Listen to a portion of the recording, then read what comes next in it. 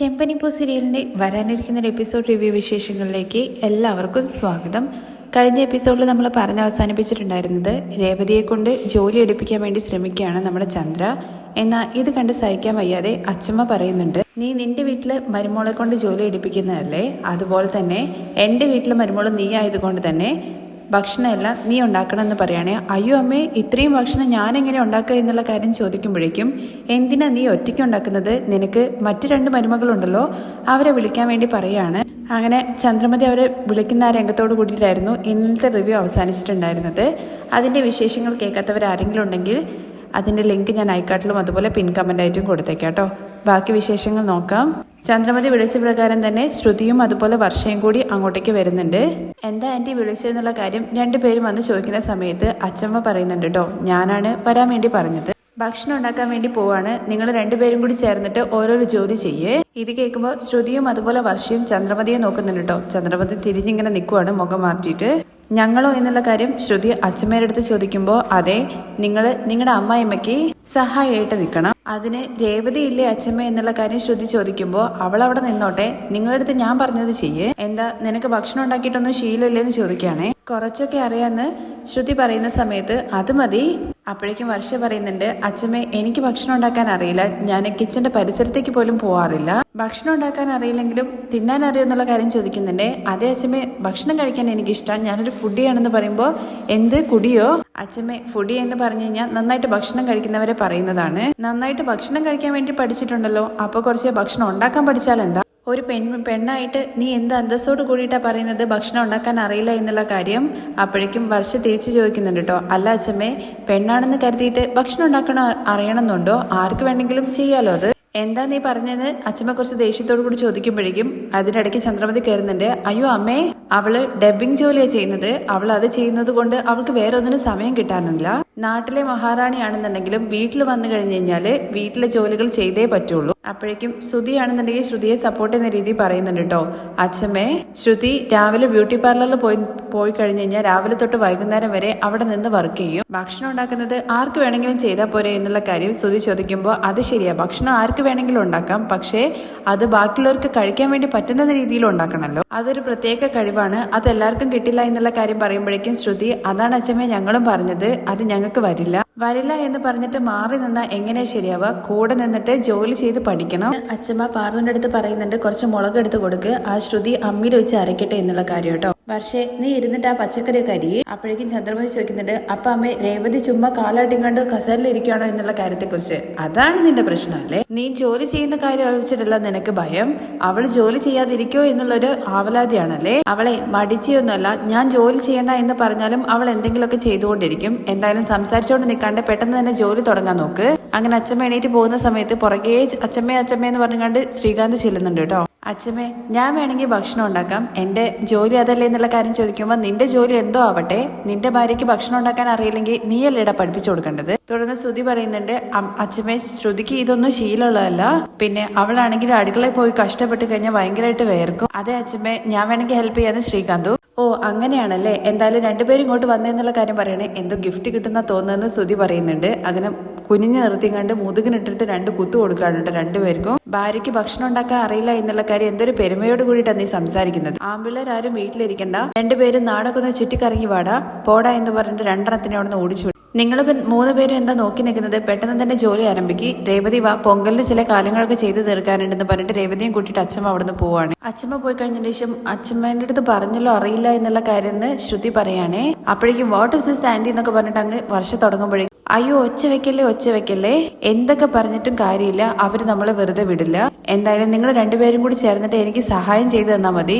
അപ്പോൾ ആരാ ഇതൊക്കെ ആന്റി ചെയ്യാന്നുള്ള കാര്യം വർഷം ചോദിക്കുമ്പോൾ വേറെ ആരാ, ഞാൻ തന്നെ. തുടർന്ന് നമ്മുടെ ശ്രുതിയാണ് കേട്ടോ അരയ്ക്കാൻ വേണ്ടി പോകുന്നത്.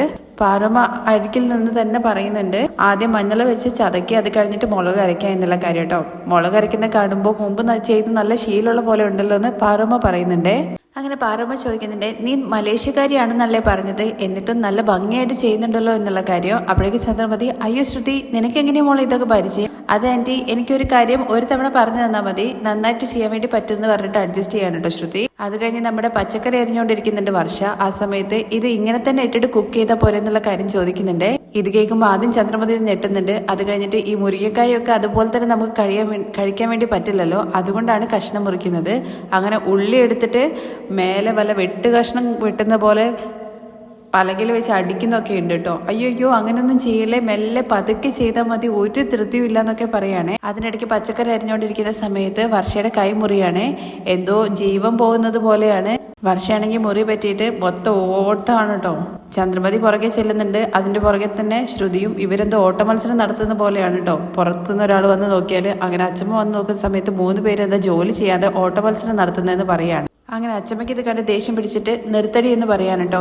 എന്താ ഇവിടെ ഓട്ട മത്സരം? അപ്പോഴേ ഈ ശ്രുതി കൈ പിടിച്ചിങ്ങനെ നിൽക്കുന്നുണ്ട്. രേവതി അരികിലേക്ക് ചെല്ലുന്നുണ്ട്. എന്താ പറ്റിയതെന്ന് ചോദിക്കുമ്പോൾ കൈ മുറിഞ്ഞു എന്ന് പറയണേ, നോക്കി വെട്ടണ്ടേ. അങ്ങനെ രേവതി മരുന്നെടുക്കാൻ വേണ്ടി പോകുന്നുണ്ട്. അപ്പോഴേക്കും ചന്ദ്രമതി ഇതുകൊണ്ടാണ് അമ്മയെ പറഞ്ഞത് വേണ്ട എന്ന്.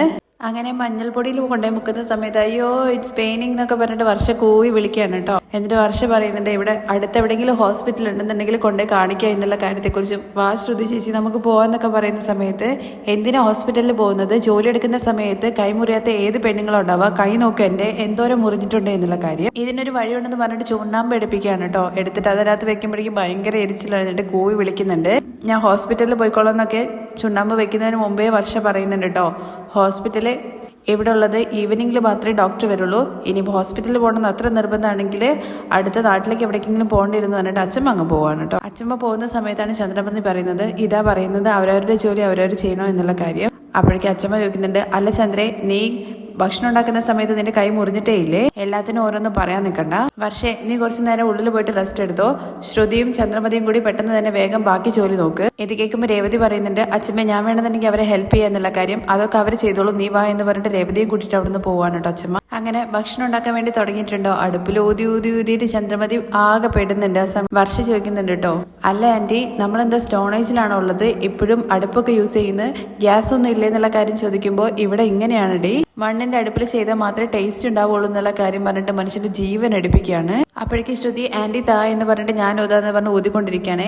എന്താ ആന്റി ഇത്രയും പുക വരുന്നത്? ഞാൻ വേണമെങ്കിൽ 5 സ്റ്റേഷനിൽ ഫോൺ ചെയ്യട്ടെ എന്നുള്ള കാര്യം വർഷ ചോദിക്കുമ്പോൾ നിക്ക് ഇതിപ്പോ കത്തുന്ന് പറയാണേ. അങ്ങനെ ഇവര് ജോലി ചെയ്യുന്നതൊക്കെ കണ്ടിട്ട് അച്ഛമ്മ പുറത്തുനിന്ന് ഇങ്ങനെ ചിരിച്ചോണ്ടിരിക്കുകയാണേ.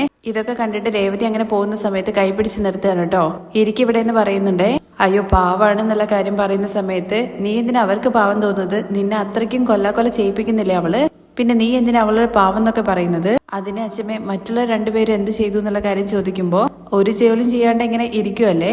നീ എന്തായാലും ഇതൊക്കെ കണ്ടടിച്ചിട്ട് രസിക്ക്. തുടർന്ന് നമ്മുടെ വർഷയുടെ അടുത്ത് പറയുന്നുണ്ട് നീ എണ്ണയും കടുക്കും എടുക്കുക എന്നുള്ള കാര്യം. അങ്ങനെ കറക്റ്റായിട്ട് എടുത്തു കൊടുക്കുന്നുണ്ട്. Very good. എന്താ ആന്റി ഉണ്ടാക്കാൻ വേണ്ടി പോകുന്നതെന്ന് ചോദിക്കുമ്പോൾ സാമ്പാറാണ്. ഇങ്ങനെ ചട്ടിക്കകത്ത് കുറച്ച് എണ്ണ ഒഴിക്കണം, അത് കഴിഞ്ഞിട്ട് കടുകിടണം. നീ കടുകിട്ടേ എന്നുള്ള കാര്യം പറയുമ്പോൾ ആ ഡബയ്ക്കകത്തുള്ള കടുക് മൊത്തം ഇടുകയാണ്. കടുക് പൊട്ടുന്നത് കേൾക്കുമ്പോഴേക്കും 3 പേരും മാറി നിൽക്കുകയാണ്. ഇതൊക്കെ കണ്ടിട്ട് അച്ഛമ്മ ചിരിക്കുന്നുണ്ട് കേട്ടോ. കടുകിടാൻ വേണ്ടി പറഞ്ഞിട്ട് നീ എന്തിനാ ഡബയ്ക്ക് ഉള്ള കടുക് മൊത്തം ഇട്ടെന്നുള്ള കാര്യം ചന്ദ്രമ്മ ചോദിക്കുന്നുണ്ട്. സ്പൂണിൽ എടുത്തിട്ടല്ലേ ഇടുക. അങ്ങനെ തവി കൊണ്ട് പോയിട്ട് കുറച്ച് എണ്ണയൊക്കെ കോരി മാറ്റുന്നുണ്ട് കേട്ടോ. അത് കഴിഞ്ഞിട്ട് വർഷ ഇങ്ങോട്ട് വാ, ഇതിലേക്ക് നമ്മൾ ഉള്ളി ഇടണമെന്ന് പറയാണ് കേട്ടോ. ആ സമയത്ത് അവിടെ പൊളിക്കോ നന്നാക്കാത്ത ഒരു ഉള്ളിയുണ്ട്, അത് മൊത്തമായിട്ട് അതിനകത്തേക്ക് എടുത്തിരുന്നുണ്ട്. എന്റെ പൊന്നെ എന്ന് പറഞ്ഞിട്ട് ആ ഉള്ളി എടുത്ത് മാറ്റിയിട്ട് ഒരു ക്യാരറ്റ് എടുത്തിട്ട് വർഷയുടെ കയ്യിലേക്ക് കൊടുക്കുവാണ്. നീ ഇതും തന്നിട്ട് ആ സൈഡിൽ നിന്നാ മതി, അത് എനിക്ക് ചെയ്യുന്ന വലിയ ഉപകാരമാണെന്ന് പറയുന്നുണ്ട്. ഇതെല്ലാം കണ്ട് അച്ഛമ്മയും അതുപോലെ രേവതിയും ചിരി അടക്കാൻ വേണ്ടി പയ്യ. അങ്ങനെ വർഷയെ നൈസായിട്ട് മാറ്റി നിർത്താനുണ്ട് ശ്രുതി. അത് കഴിഞ്ഞ് പറയുന്നുണ്ട് എന്തായാലും ഇവിടെ ഗ്യാസ് അടുപ്പില്ല, ഞാൻ നന്നായി ഗ്യാസ് കത്തിക്കാൻ വേണ്ടി പറഞ്ഞു കഴിഞ്ഞാൽ നിങ്ങൾ സിലിണ്ടർ തന്നെ കത്തിച്ചേനെ. ഇതൊക്കെ എങ്ങനെയാ ഓർമ്മിച്ച് വെക്കാൻ വേണ്ടി പറ്റുക എന്നുള്ള കാര്യത്തെക്കുറിച്ചാണ് വർഷ ചോദിക്കുന്നത്. എന്തായാലും നിന്റെ ഭർത്താവ് ഷെഫാണെന്നുള്ള കാര്യം പുറത്ത് പറയരുത്. ഇതും കൂടി അറിയില്ല എന്നുള്ള കാര്യം പറയുന്നത് വലിയ കഷ്ടമാണെന്നുള്ള കാര്യം പറയുകയാണേ. അല്ല ശ്രുതി ചേച്ചിക്ക് ഇതൊക്കെ അറിയുമെന്നുള്ള കാര്യം ചോദിക്കുമ്പോൾ എനിക്ക് മൊത്തമായിട്ട് അറിയില്ലെങ്കിലും നിന്നെ അപേക്ഷിച്ച് നോക്കുമ്പോൾ കുറച്ചെങ്കിലും എനിക്കറിയാം. അങ്ങനെ ആന്റി ഞാൻ സാമ്പാർ ഉണ്ടാക്കാം, ആന്റി വേറെ എന്തെങ്കിലും ചെയ്തോളൂ എന്ന് പറഞ്ഞിട്ട് അങ്ങോട്ട് 2 പേരും കൂടി കുക്ക് ചെയ്യാൻ തുടങ്ങുകയാണ്. വർഷയാണെങ്കിൽ ക്യാരറ്റിൽ നിന്ന് ഒരു മൂലക്കിൽ നിൽക്കുന്നുണ്ട്. അങ്ങനെ ഭക്ഷണമൊക്കെ റെഡിയായിട്ട് കൊണ്ടുവയ്ക്കുന്ന സമയത്ത് രേവതി പറയുന്നുണ്ട് ഞാനും കൂടി എടുത്ത് വെക്കുക എന്നുള്ള കാര്യം കേട്ടോ. വേണ്ട അവർ തന്നെ എടുത്ത് വെക്കട്ടെ എന്ന് പറഞ്ഞിട്ട് രേവതിയെ പിടിച്ച് അവിടെ ഇരുത്തുകയാണ്. അതേസമയം നമ്മുടെ ശ്രീകാന്ത് സുധീരുടെ അടുത്ത് പറയുന്നുണ്ട് കേട്ടോ ഇവിടെ പഴയ പോലെ ഒന്നുമല്ല, ഒരുപാട് ചേഞ്ച് ആയി എന്നുള്ള കാര്യം പറയുമ്പോൾ എന്ത് ചേഞ്ച് വന്നു, ഇവിടെ വല്ല ഷോപ്പിംഗ് മാൾ വന്നോ? ഇവിടെയൊക്കെ പഴയതുപോലെ തന്നെ 4 മരം അത് ഇതൊക്കെ തന്നെയുള്ളൂ. ഈ നാട്ടിലിരുന്ന് കഴിഞ്ഞാൽ ഒരു ഡെവലപ്മെന്റ് ഉണ്ടാവില്ല എന്നൊക്കെ പറയുന്നുണ്ട്. അത് കഴിഞ്ഞിട്ട് രവി എന്ന് പറഞ്ഞ് വിളിക്കാനുണ്ട് നമ്മുടെ അച്ഛമ്മ ഭക്ഷണം കഴിക്കാൻ വേണ്ടിയിട്ട്. അപ്പോഴേക്ക് രവി അങ്ങോട്ട് വന്നിട്ട് ബാക്കിയുള്ളവരെയും കൂടി വിളിക്കുന്നുണ്ട് ഭക്ഷണം കഴിക്കാൻ. തുടർന്ന് അച്ഛമ്മ ചോദിക്കുന്നുണ്ട് സച്ചി എവിടെ എന്നുള്ള കാര്യം. ഇല വെട്ടാൻ വേണ്ടി പോയി എന്ന് പറയാണ്. അപ്പോഴേക്കും സച്ചി ഇതാ അച്ഛമ്മ ഞാൻ വന്നു എന്ന് പറഞ്ഞിട്ട് ഇലയൊക്കെ വെട്ടി വരുന്നുണ്ട്. അങ്ങനെ ഭക്ഷണം കഴിക്കാൻ വേണ്ടി ഇരിക്കുന്ന സമയത്ത് രേവതി വിളമ്പുന്നുണ്ട് കേട്ടോ. അപ്പോഴേക്കും ചന്ദ്രമതി പറയുന്നുണ്ട് അതിന്റെ ആവശ്യമില്ല, ഇത്രയും നേരം ഭക്ഷണം കഷ്ടപ്പെട്ടുണ്ടാക്കിയത് ഞങ്ങളല്ലേ, അപ്പൊ ഞങ്ങൾക്ക് വിളമ്പാനും അറിയാം, കഷ്ടപ്പെട്ട് കഴിക്കേണ്ടത് ഞങ്ങളല്ലേ എന്ന് സച്ചി ചോദിക്കുമ്പോൾ ഇവന്റെ അടുത്ത് വായ മൂടിയിട്ട് ഭക്ഷണം കഴിക്കാൻ വേണ്ടി പറയുന്ന ചന്ദ്രമതി പറയുന്നുണ്ട് അതച്ഛ എങ്ങനെയാന്നുള്ള കാര്യം അമ്മയുടെ അടുത്ത് ഒന്ന് ചെയ്ത് കാണിച്ചു തരാൻ വേണ്ടി പറ. അപ്പോഴേക്കും ചന്ദ്രമതിയിൽ വായ അടയുന്നുണ്ട്. അത് കഴിഞ്ഞിട്ട് അമ്മേ ഞങ്ങളുടെ വീട്ടിൽ എല്ലാവരും കഴിച്ചു കഴിഞ്ഞിട്ട് രേവതി കഴിക്കുന്നത് എന്നുള്ള കാര്യത്തെക്കുറിച്ച് പറയുമ്പോൾ അറിയാം നീ അങ്ങനെയാണ് അവിടെ ശീലാക്കി വെച്ചിരിക്കുന്നത് എന്നുള്ള കാര്യം, അതുകൊണ്ടാണ് രേവതിയുടെ അടുത്ത് ഞാൻ ആദ്യം ഇരിക്കാൻ വേണ്ടി പറഞ്ഞത്. അപ്പോഴേക്ക് രേവതി വേണ്ട ഞാൻ അച്ഛമ്മയുടെ കൂടെ കഴിച്ചോളാം എന്ന് പറഞ്ഞ് എണീക്കുമ്പോൾ സച്ചി നീ അവിടെ ഇരിക്കും, നീ എങ്ങോട്ട് എണീറ്റ് പോകുന്നത്. അങ്ങനെ വിളമ്പിക്കൊണ്ടിരിക്കുന്ന സമയത്ത് ശ്രുതി ചോദിക്കുന്നുണ്ട് കേട്ടോ അവിയൽ ആരോ ഉണ്ടാക്കിയെന്നുള്ള കാര്യം. ഞാൻ മസാലയൊക്കെ അരച്ചു കൊടുത്തതേ ഉള്ളൂ, ആന്റിയാണ് ഉണ്ടാക്കിയെന്ന് പറയുന്നുണ്ട്. അല്ല വർഷ നീ എന്താ ചെയ്തെന്നുള്ള കാര്യം ശ്രീകാന്ത് ചോദിക്കുമ്പോൾ ഞാൻ വെജിറ്റബിൾസ് കട്ട് ചെയ്ത് കൊടുത്തു. അതെ, ഒരു ഭക്ഷണം ഉണ്ടാക്കുന്ന സമയത്ത് ഏറ്റവും പ്രധാനപ്പെട്ട ജോലി അത് തന്നെയാണ്. ശ്രീകാന്ത് കഴിച്ചുകൊണ്ടിരിക്കുന്നതിന്റെ ഇടയ്ക്ക് സാമ്പാറിനകത്ത് നമ്മുടെ വഴുതിന മൊത്തത്തിൽ കിട്ടുന്നുണ്ട്. എന്താ ഇത് വഴുതിന മൊത്തത്തിൽ ഇരിക്കുന്നത്? ഇത് കാണുമ്പോഴേക്കും എല്ലാവരും ചിരിക്കുകയാണ്. നിന്റെ വൈഫ് കട്ട് ചെയ്തത് അങ്ങനെയാണെന്ന് ശ്രുതി പറയുമ്പോൾ കട്ട് ചെയ്താലും എന്ത് ചെയ്താലും കഴിക്കേണ്ടത് അങ്ങനെ തന്നെയല്ലേ. ശ്രീകാന്ത് നീ കഴിക്കുന്നു പറയാണ് വർഷ. അങ്ങനെ ഓലം കഴിക്കുന്ന സമയത്ത് ഈ ഓലം നല്ല ടേസ്റ്റ് ആയിട്ടുണ്ടല്ലോ, അമ്മ ഉണ്ടാക്കി ഇത്രയും ടേസ്റ്റ് വരില്ലല്ലോ എന്നുള്ള കാര്യം ചോദിക്കുമ്പോൾ അത് ഞാനും രേവതി കൂടി ഉണ്ടാക്കിയെന്ന് പറയണേ. അതാണ്, അങ്ങനെ ഇരിക്കട്ടെ. അച്ഛമ്മയുടെ കൈ പതിഞ്ഞു കഴിഞ്ഞാൽ പിന്നെ അതിന്റെ ടേസ്റ്റ് വേറെ ലെവലാന്നൊക്കെ പറയുന്നുണ്ട് കേട്ടോ സച്ചി. തുടർന്ന് രവി പറയുന്നുണ്ട് ചന്ദ്ര ആരൊക്കെ പ്ലേറ്റിൽ എന്തൊക്കെയാ ഇല്ലാത്തെന്ന് വെച്ചാല് അതൊക്കെ വിളമ്പി കൊടുക്കുമെന്ന് പറയാണേ. അപ്പോഴേക്കും അച്ഛമ്മ അല്ല ചന്ദ്ര പപ്പടം രേവതിയുടെ പ്ലേറ്റിൽ വെക്കുമ്പോഴേക്കും നിന്റെ കൈ എന്താ ചുരുങ്ങി പോയോ? അവളുടെ പാത്രത്തിലും കൂടി വെക്കാൻ വേണ്ടി പറയുന്നുണ്ട്. അമ്മ വെച്ചില്ലെങ്കിൽ എന്താ എന്റെ ഭാര്യയുടെ പ്ലേറ്റിൽ ഞാൻ വെക്കുന്നു പറഞ്ഞിട്ട് സച്ചി വെക്കുകയാണ് കേട്ടോ. തുടർന്ന് സച്ചി പറയുന്നുണ്ട് അച്ഛ എന്റെ ഇല കാലിയായി അമ്മയുടെ അടുത്ത് ഭക്ഷണം വിളമ്പാൻ വേണ്ടി പറയുന്നു. അപ്പോഴേക്ക് രവി ഭക്ഷണം വിളമ്പാൻ വേണ്ടി പറയുന്നത് നീ കേട്ടില്ലേ ചന്ദ്രേ, വെക്ക്. അങ്ങനെ ഭക്ഷണം അങ്ങനെ എല്ലാവരും കഴിക്കുന്നുണ്ട്. ചന്ദ്രമതി ഭക്ഷണം കഴിക്കില്ല കേട്ടോ, എല്ലാവർക്കും വിളമ്പി കൊടുക്കുകയാണ് അവിടെ ഇരുന്നിട്ട്. എല്ലാം നല്ല സൂപ്പർ ആയിട്ടുണ്ട്. സാധാരണ ഇത്രയും നന്നായിട്ട് അമ്മ ഭക്ഷണം ഉണ്ടാക്കുന്നതല്ലോ, പക്ഷെ ഇപ്പൊ എങ്ങനെ അങ്ങനെ വന്നു എന്നുള്ള കാര്യം ചോദിക്കുകയാണ് സച്ചി. ചന്ദ്രമതി ഒന്നും പറയുന്നില്ല, പക്ഷെ അച്ഛമ്മ പറയുന്നുണ്ട് കേട്ടോ ഇതെല്ലാം നമ്മുടെ മണ്ണിലും ഉണ്ടായ സാധനങ്ങളാണ്, അത് മാത്രമല്ല മറ്റുള്ളവര് കഴിക്കണം എന്നുള്ളൊരു ചിന്തയോട് കൂടി ഉണ്ടാക്കിയതാണ്, അതുകൊണ്ടാണ്. അപ്പൊ ഞാൻ അങ്ങനെ വിചാരിച്ചിട്ടല്ലോ ഉണ്ടാക്കിയെന്നാണോ അമ്മ പറഞ്ഞു വരുന്നത് എന്നുള്ള കാര്യം ചോദിക്കുമ്പോൾ ഞാൻ അങ്ങനെ പറഞ്ഞില്ലല്ലോ, എല്ലാം നീ തന്നെയല്ലേ ഉണ്ടാക്കിയത്, പൊതുവായിട്ട് പറഞ്ഞു, അത്രേ ഉള്ളൂ. ആ സമയത്ത് നമ്മുടെ വർഷയാണെന്നുണ്ടെങ്കിൽ ഭക്ഷണം കഴിക്കാൻ വേണ്ടിയിട്ട് ബുദ്ധിമുട്ട് ഇങ്ങനെ നിൽക്കുവാണ് കേട്ടോ. എന്ത് പറ്റി വർഷ എന്നുള്ള കാര്യം ചോദിക്കുമ്പോൾ എനിക്ക് കൈ എരിഞ്ഞിട്ട് ഭയങ്കര അൺകംഫർട്ടബിൾ പോലെ സ്പൂണോട് കഴിക്കാൻ എന്ന് പറയുന്നുണ്ട് കേട്ടോ. അപ്പോൾ ശ്രീകാന്ത് ഇലയിലിരിക്കുന്ന ഭക്ഷണം എങ്ങനെയാണ് വർഷയെ സ്പൂണോട് കഴിക്കുന്നതെന്ന് ചോദിക്കുകയാണ്. അപ്പോഴേക്കും ചന്ദ്രവതി പറയുന്നുണ്ട് പക്ഷേ ഞാൻ നിനക്ക് വാരിത്തരാം എന്നുള്ള കാര്യം കേട്ടോ. അപ്പോഴേക്കും അച്ഛമ്മ പറയുന്നുണ്ട് കൈ മുറിഞ്ഞ കൈ കൊണ്ട് ഭക്ഷണം കഴിച്ചു കഴിഞ്ഞാൽ അത് പെട്ടെന്ന് മാറും എന്നുള്ള കാര്യം. അയ്യോ വേണ്ട അമ്മേ, അവൾക്ക് കൈ എരിയും, ഞാൻ എന്തായാലും ഭക്ഷണം വാരി കൊടുക്കാം എന്ന് പറയാം. അങ്ങനെ ചന്ദ്രമതി വാരി കൊടുക്കുന്നത് രേവതിയും അതുപോലെ തന്നെ ശ്രുതിയും ഇങ്ങനെ നോക്കി നിൽക്കുന്നുണ്ട് കേട്ടോ. അത് അച്ഛമ്മയുടെ ശ്രദ്ധയിൽപ്പെടുന്നുണ്ട്. ചന്ദ്രയെ നിൽക്കുക എന്നുള്ള കാര്യം പറയുമ്പോഴേക്കും സച്ചി പറയുന്നുണ്ട് അച്ഛമ്മേ കൂട്ടി വിടട്ടെ. അതെ, ഒരു തട്ട് ഭക്ഷണമല്ല 11 തട്ട്. ആ 11 തട്ടാണ് ഇപ്പം വാരി കൊടുക്കുന്നത്. ഇനിയിപ്പോൾ 101 തട്ട് വന്നെന്ന് വിചാരിച്ചോ, ഭക്ഷണം വാരി കൊടുക്കല് നേരെ പൗഡർ എടുത്തിന്റെ അടിയിലേക്ക് തിരിയുമെന്ന് പറയാണ്. അപ്പോഴേക്കും സച്ചിയുടെ മിണ്ടാതിരിക്കുമെന്ന് രേവതി പറയുന്നുണ്ട്. തട്ടിനനുസരിച്ചിട്ട് മര്യാദ മാറുന്ന പറഞ്ഞത്, അത് മനസ്സിലാക്കിക്കോന്ന് രേവതിയുടെ അടുത്ത് പറയുന്നുണ്ട്. ഇതിലും കേൾക്കുമ്പോൾ അച്ഛമ്മയ്ക്ക് കാര്യം മനസ്സിലാവുന്നുണ്ട്. അപ്പോഴേക്കും ചന്ദ്രമതി പറയുന്നുണ്ട് അവന്റെ അടുത്ത് മിണ്ടാതിരിക്കാൻ വേണ്ടി പറയും, ഇവിടെ വന്നിട്ടും അവൻ ഇങ്ങനെ തന്നെയാണല്ലോ സംസാരിക്കുന്നതെന്ന് പറയുമ്പോൾ ഒരാളുടെ സംസാരം എവിടെ ചെന്ന് കഴിഞ്ഞാലും ഒരുപോലെ തന്നെ ഉണ്ടാവുക, അതെങ്ങനെ മാറ്റാൻ വേണ്ടി പറ്റുന്നത്. സച്ചി നീ ഭക്ഷണം കഴിക്കേ. അപ്പോഴേക്കും വർഷ നീ കഴിക്കുമെന്ന് പറഞ്ഞിട്ട് വീണ്ടും വാരി കൊടുക്കാണ്. ഇത് കേൾക്കുമ്പോൾ അച്ഛമ്മ പറയുന്നുണ്ട് ചന്ദ്രയെ നിക്ക്, രേവതി നീ ചെന്നിട്ട് ശ്രുതിക്ക് അരികിലേക്ക് ഇരിക്കേ. അപ്പോഴേക്കും നമ്മുടെ ചന്ദ്രമതി ഇങ്ങനെ രേവതിയെ നോക്കി ഇങ്ങനെ പേടിപ്പിക്കുന്നുണ്ട്. ചന്ദ്രമതിയെ നോക്കുവാണ് നമ്മുടെ രേവതി. പക്ഷെ അച്ഛമ്മ നിന്റെ അടുത്ത് ഇരിക്കാനല്ലേ പറഞ്ഞെന്നുള്ള കാര്യം പറയുന്നുണ്ട്. അങ്ങനെ ശ്രുതിയും രേവതിയും പിന്നെ ചന്ദ്രമതി അതിന്റെ ഇപ്പുറത്തെ വർഷ, അങ്ങനെ 3 പേരും കൂടി ഇങ്ങനെ ഇരിക്കുന്നുണ്ട് കേട്ടോ. അവര് ചെന്നിരിക്കുന്ന സമയത്ത് അച്ഛമ്മ പറയുന്നുണ്ട് ചന്ദ്രേ നീ വർഷയ്ക്ക് വാരി കൊടുക്കുന്നത് തെറ്റല്ല. അങ്ങനെ 3 പേര് നിൽക്കുന്ന സമയത്ത് ഒരാൾക്ക് മാത്രം ഊട്ടുന്നത് ശരിയല്ല എന്ന് പറയുന്ന സമയത്ത് അയ്യോ അമ്മേ അവൾക്ക് കൈ മുറിഞ്ഞിട്ടുണ്ട്. അപ്പോഴേക്കും സച്ചി പറയുന്നുണ്ട് കേട്ടോ എന്ന് കരുതിയിട്ട് ഇപ്പൊ ബാക്കി 2 പേരെടുത്ത് കൈ മുറിച്ച് വരാൻ വേണ്ടി പറയാൻ പറ്റും.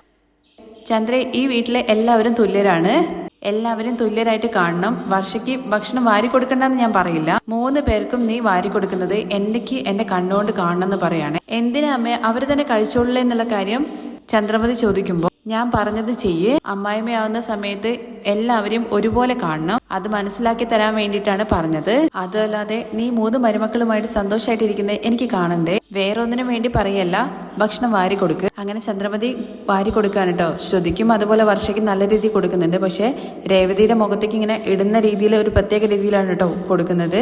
അപ്പോഴേക്കും അച്ഛമ്മ ചോദിക്കുന്നുണ്ട്, രണ്ടുപേർക്ക് എന്താ ഒരുപോലെ, മറ്റൊരാൾക്ക് എന്താ വ്യത്യാസം എന്നുള്ള കാര്യം ചോദിക്കുമ്പോൾ എന്തായാലും അച്ഛമ്മയെ വാരി കൊടുക്കുന്നതല്ലേ, എല്ലാം ഒരുപോലെ അല്ലേ എന്നുള്ള കാര്യം ശ്രുതി ചോദിക്കുന്നുണ്ട്. നിന്റെ അമ്മ ആ വ്യത്യാസം ശരിക്ക് കാണിക്കുന്നുണ്ട്, ചന്ദ്രയെ ശരിക്കും ഊട്ട്.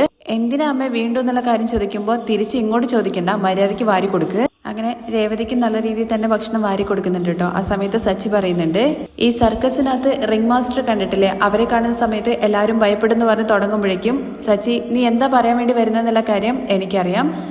ഇപ്പോ ഈ കാഴ്ച കണ്ടിട്ട് നീ സന്തോഷിക്കുക എന്നുള്ള കാര്യം പറയണേ. ഓടിപ്പോകുന്ന ബ്രദേഴ്സ്, നിങ്ങളൊരു കാര്യം ചെയ്യ്, ഭക്ഷണം കഴിപ്പ് നിർത്തിയിട്ട് ഈ കാഴ്ച ഒന്ന് വീഡിയോ എടുക്കുന്നത് എപ്പോഴും കാണാൻ വേണ്ടി പറ്റില്ല എന്ന് പറയാണേ. വാരി കൊടുക്കുന്നത് നമ്മുടെ ശ്രീകാന്തും അതുപോലെ ശ്രുതിയൊക്കെ വീഡിയോ എടുക്കുന്നുണ്ട് കേട്ടോ. അതിനിടയ്ക്ക് അച്ഛമ്മ പറയുന്നുണ്ട്, ചന്ദ്രേ നിന്നെ കൊണ്ട് പണിയെടുപ്പിക്കാനോ അല്ലെങ്കിൽ നിന്നെ താഴ്ത്തി കെട്ടാൻ വേണ്ടിയിട്ടോ ഒന്നുമല്ല ഞാൻ ഇങ്ങനെ ചെയ്യിപ്പിച്ചത്.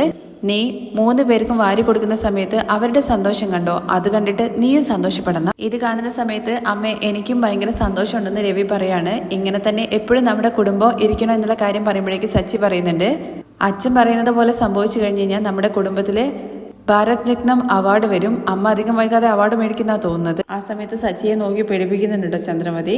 അതിനിടയ്ക്ക് നമ്മുടെ അച്ഛമ്മയാണെന്നുണ്ടെങ്കിൽ എങ്ങനെയുണ്ട്, പൊളിച്ചില്ലേ എന്നുള്ള കാര്യം സച്ചിയെ നോക്കിയിട്ട് ഇങ്ങനെ തമ്പ് കാണിക്കുന്നുണ്ട് കേട്ടോ.